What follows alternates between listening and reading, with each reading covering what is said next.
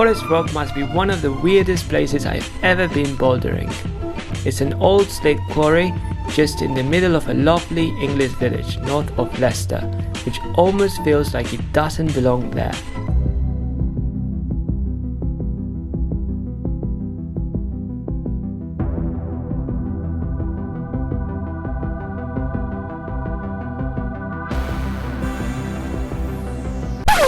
The climbing is so different to anything else I've tried so far. You'll get nice positive holds, but a lot of the time they'll be upside down, so you'll have to use them as undercuts. And the friction, well, the friction in slate is poor, or at least poorer than in most other rock types. So you really have to trust your feet, and a lot of the time smear the shit out of nothing. And this is what you do to improve your friction. You spit on the shoe. And you let it dry. Really exciting stuff. On my first day in the crag, I went with my friends Anna and Kwok, and we had a session on some blocks in the cave, like this tricky 7A that Anna got on a few attempts.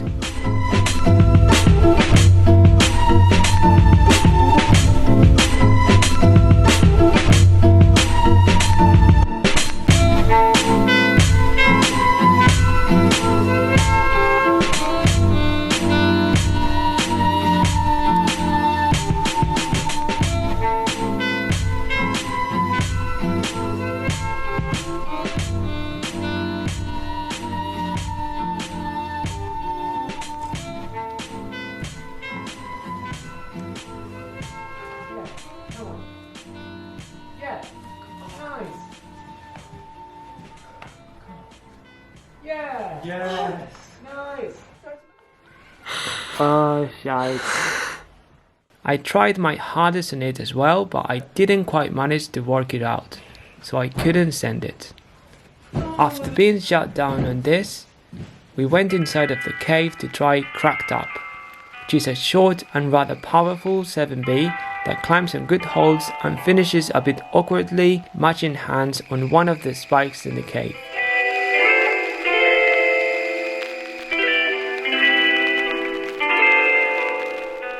This one surprisingly didn't take me too many attempts. After pulling on for the flush try and failing to send it first go, I worked out the moves and it went on the third or fourth attempt from the bottom.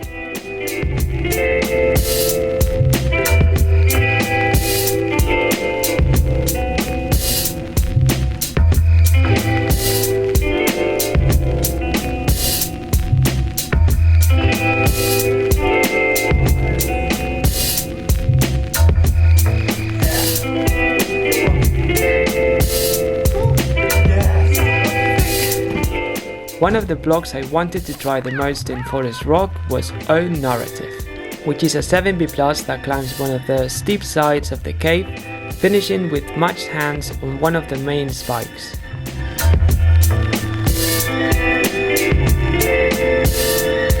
After working out the first move, I moved on to try out the cracks in middle bit, where you have to get a really high left foot to be able to match hands on this hold.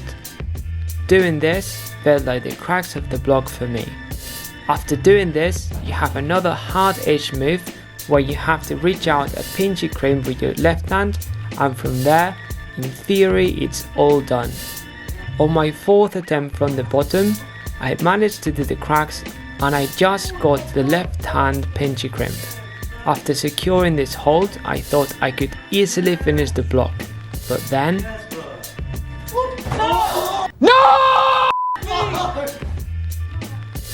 Later, I learned that there is an incut bit on the finish hold where you can wrap around your thumb and it feels like a jog. At this point, I was 100% sure I would send the block in the next few tries.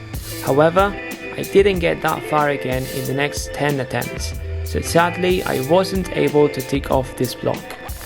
Sad times.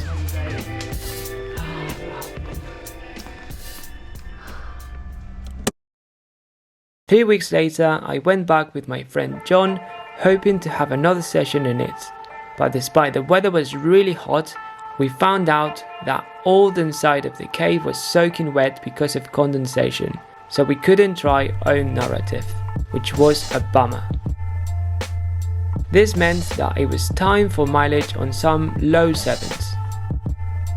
First block in the menu was Sourcier, a 7A eliminate where you have to climb the prow, avoiding to use the wall on the left. It took me a couple of tries to realize that I had to get a really high left foot to the start to be able to move my left hand. Good edge holds from there, although quite unconventional feet climbing. I rate this block.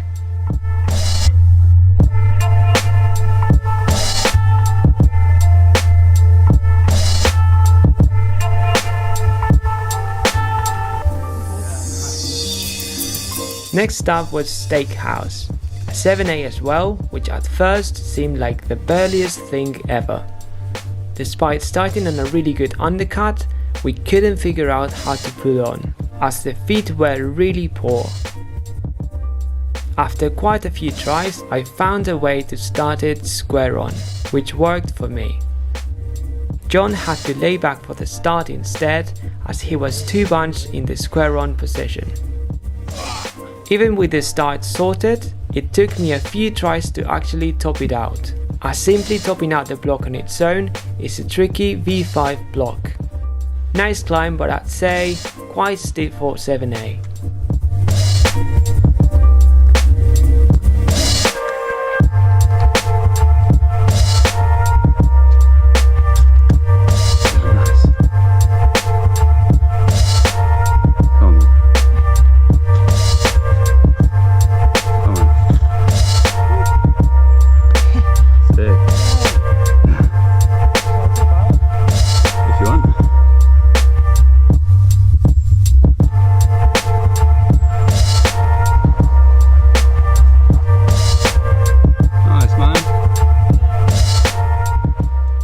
As it was really hot and the sun was creeping into the shade, we decided to finish off venturing to try Sourcier Arete, another 7A eliminate that climbs on small features on a slabby wall.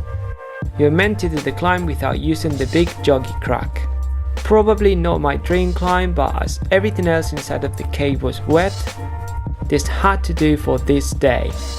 I think this might be my first ever 7A or V6 on a not overhanging wall.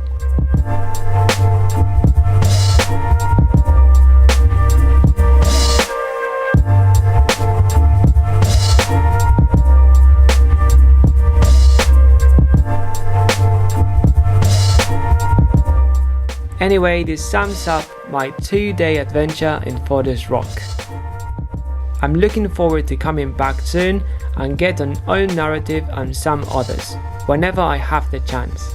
There are some really cool lines in this crag.